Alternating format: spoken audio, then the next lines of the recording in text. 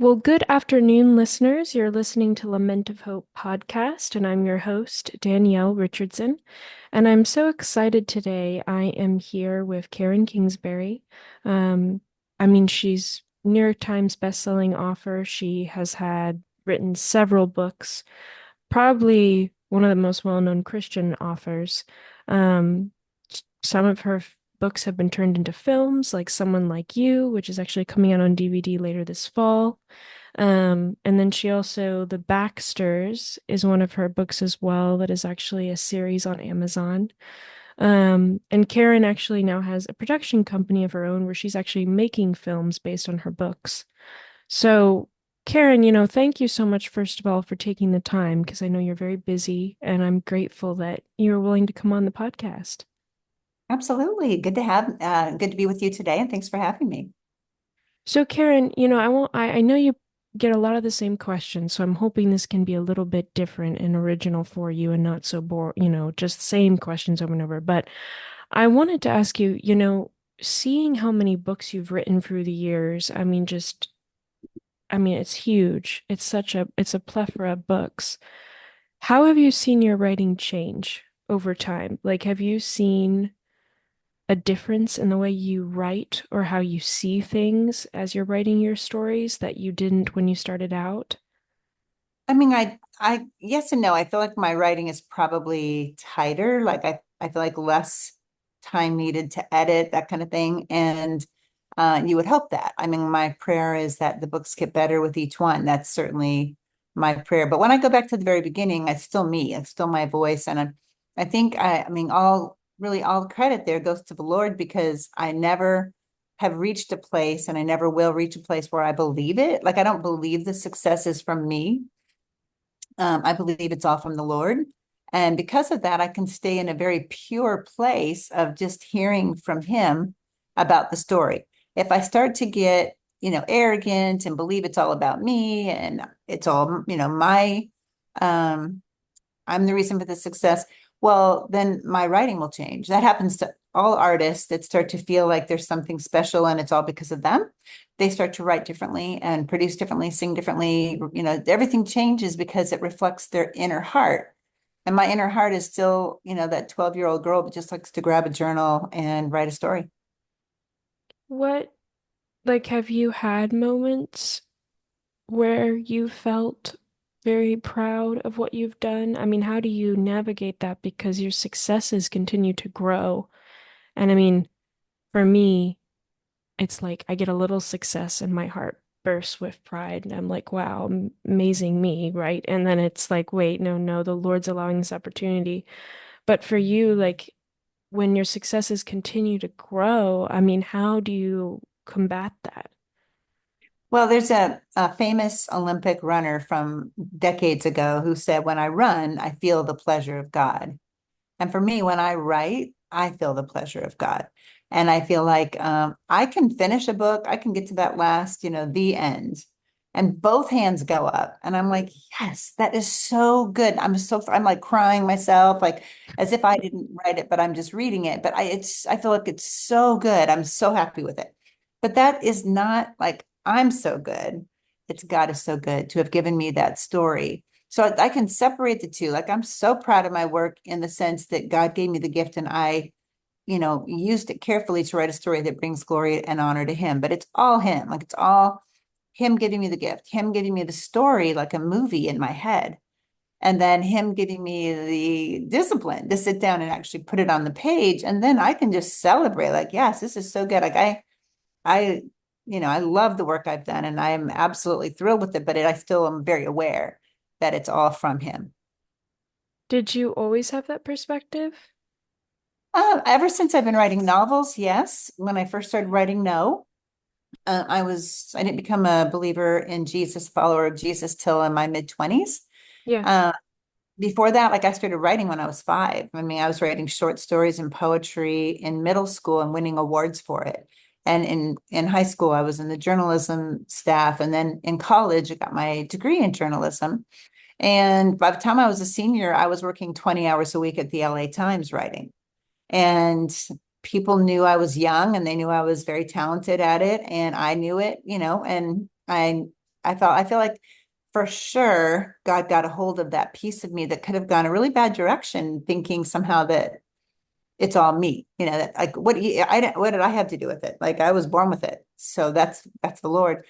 But the time I was in my mid-20s and I gave my life to Jesus, um, I completely understood who I am. I mean, I'm a child of God, a sinner saved by grace, who's been given an extraordinary gift that I need to and want to, use for his glory. And I understand that as well then as I do now. That hasn't changed.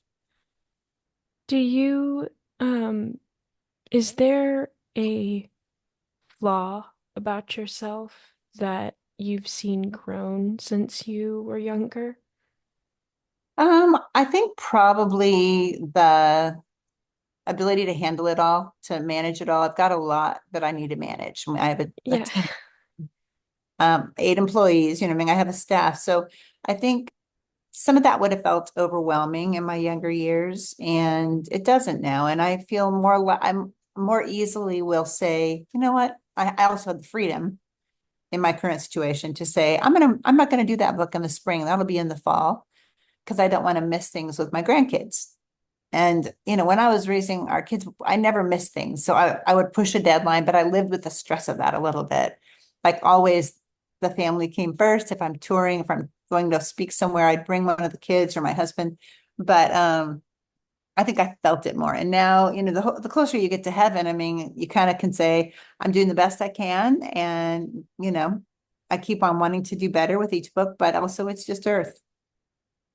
Because I was gonna ask you, like, how did you balance being a mom and being a writer? Because that's one thing, I mean, I know for me that I'm worried about is I have passions, and I always think, well, children will become a priority, and you want your children to grow up thinking I had a wonderful mother, not I had a mom who was a great writer, it's different. Um, how did you balance that? Did you ever feel like you were tottering one side to the other, or? Well, literally, and I think Elizabeth Elliot, the missionary, his wife, Elizabeth Elliot, she said something so simple and profound that I really glammed onto in my 20s, and that was just do the next thing and do it well. And Mm. so in the daytime, I would write from 9 to 3 when the kids were at school. And then I'd get a knock on my office door, and it would be one of the kids wanting to play basketball with me or bringing in a bouquet of dandelions that they found coming home from the bus.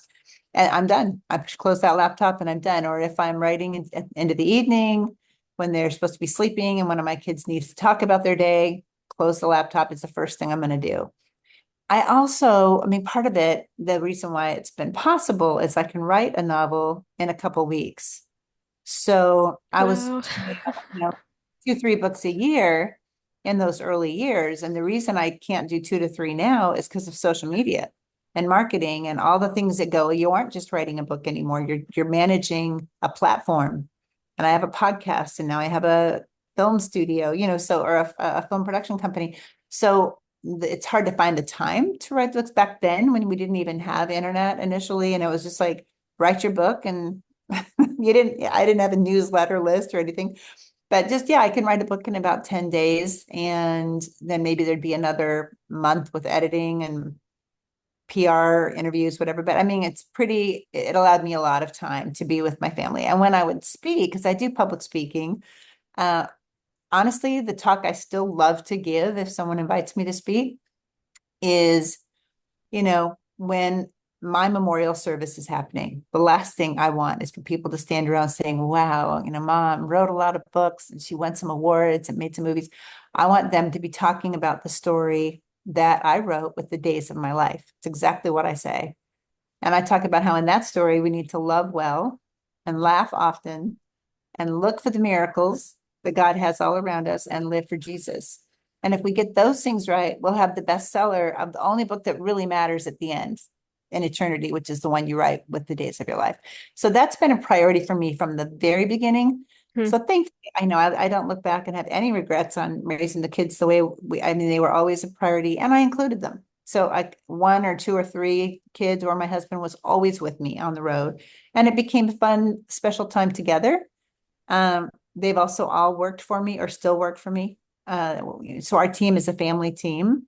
So it's never like I feel isolated doing something that separates me from my family, but it always joins me with my family.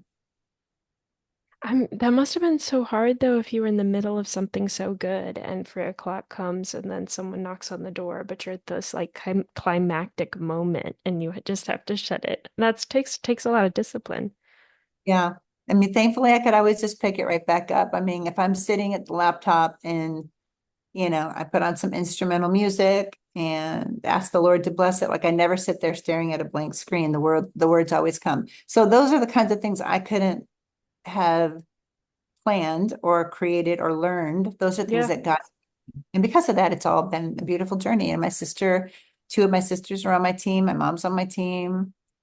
Daughter and son-in-law are on my team full time, and three of my sons are on the team. So we have so much fun together, and it's gotten even better as Wow. they've. What kind of music do you listen to while you're writing your books? I like instrumental in the first half of the book, and then I can bring in words. So I have a playlist called Final Chapters, and because I probably have a few more summers on me than you do, there's songs that are older. There's songs that are like from the 80s or 90s, right? But love songs, ballads on the second half of the book.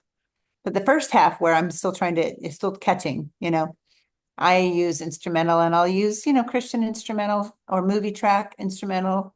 Our soundtrack, our score rather, from Someone Like You, our Oh, movie it's that really went out. beautiful. Yeah. So beautiful. I love writing to that. I can just play it over and over on loop. I love it. Do you have a favorite movie that's not your own movie?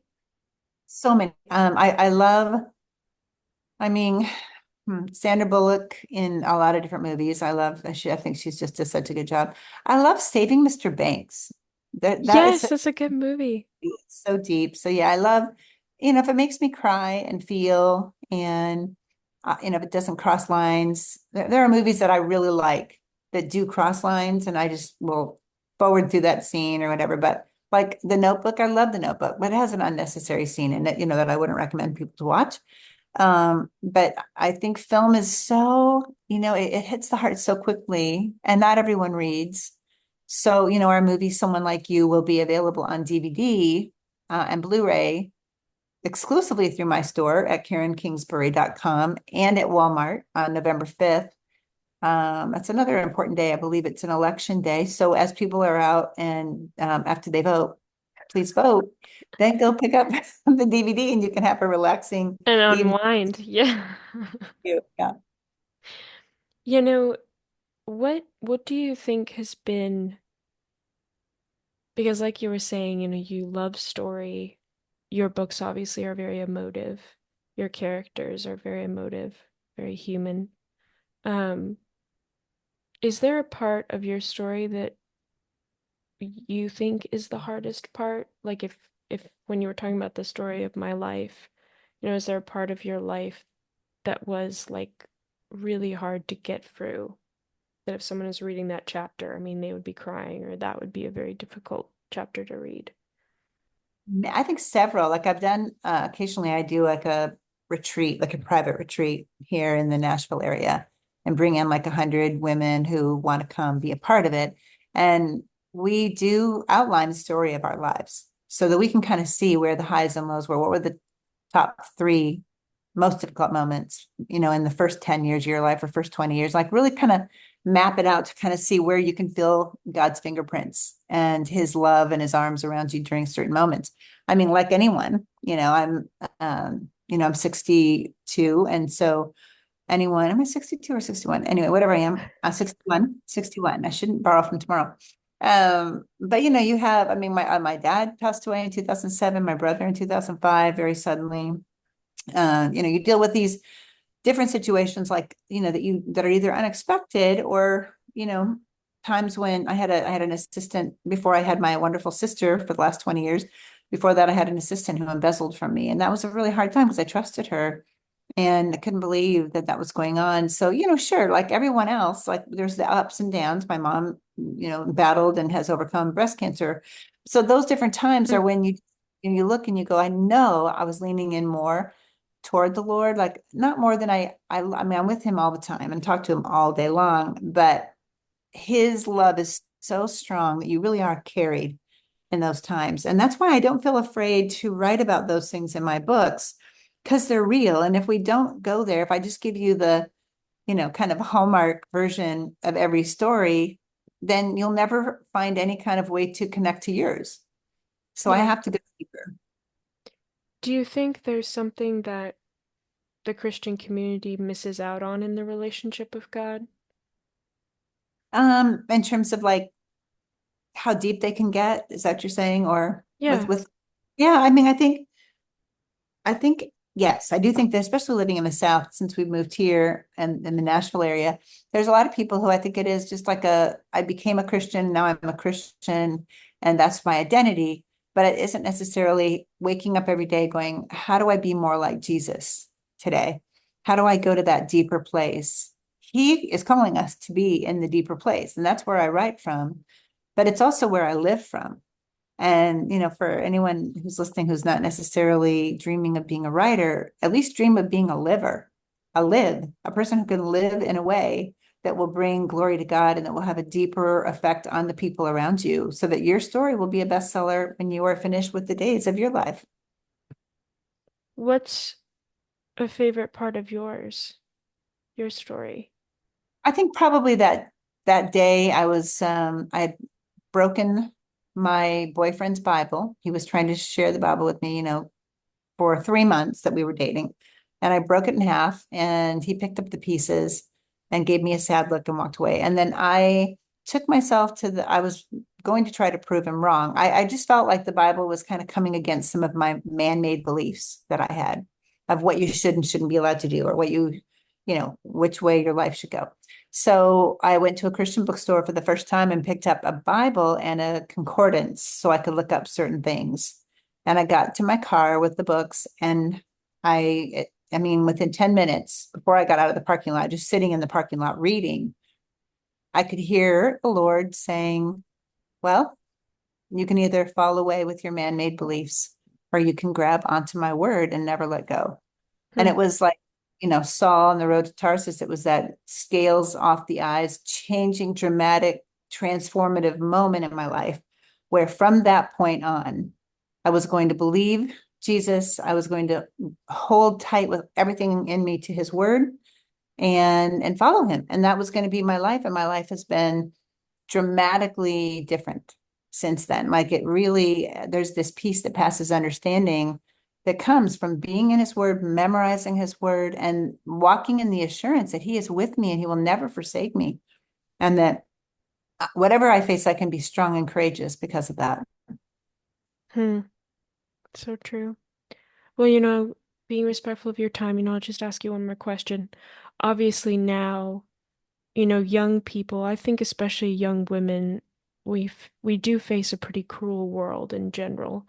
I think it's difficult to um it's sad because there's a disconnect with, your generation in some ways because, mentorship, discipleship by an older women in lives of young women in general is not really a thing. Especially in the non-Christian community. But just for, women in general, young girls facing, a whole bunch of different struggles and challenges. Um, and obviously, like you said earlier, which is a polite way to put it, you've gone through more summers than me. So, um, how would you encourage young women who are going through so many different things, maybe ones who believe in the Lord, others who don't? What's a way that you would encourage them? Well, it's interesting, Danielle, because that was on my heart when I made the decision this last spring to write this book. I'm going to hold it up. It's not out yet, but it comes out November 19th, the Baxters Devotional. So I took the 30 episodes of the Baxters and I wrote a devotion on each one, but I included my story. So the stories I've shared with you and so many others from my life are in this book. So this book will, like I said, comes out the 19th. And I knew I couldn't sit down and have this conversation with everyone who desperately really needs the wisdom that someone like my age has been through in following Jesus for 37 years. So what I can do is share it this way. And at KarenKingsbury.com, people can get it, pre-order it.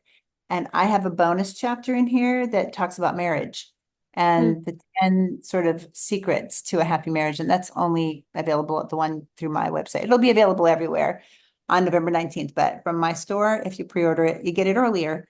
And it's just kind of like it's a cup of coffee with me. It's a chance to sit down together and you hear my heart on the ways and the stories, the miracles, the hard times, the tears in my life, and how the Lord met me in that place. So it's really my heart in the book. It's my greatest hits on my own personal life. So that's the one thing I know I can do is provide that book.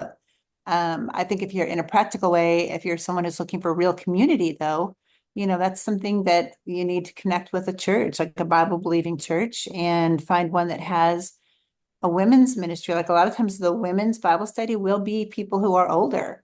And being a part of that as a young person, they'll love it and you'll gain so much from it. Yeah. Well, Karen, thank you so much for your time and for, sharing this. And obviously, for listeners, you'll have a link to her website and has a lot of information. It's all very current and up to date on her books and when they're released, as well as the films as well. So, Karen, thank you so much for your time. Well, thank you, Danielle. And I really pray that you continue on and that God blesses what you're doing, and that you continue to be a light to your generation and even to those who are many decades older than you, that they will see your desire to really follow Christ and to live for Him, and that they'll be touched by that and encouraged as well. Thank you. Thanks, Karen. Bye. Okay. All right. Take care. Bye bye.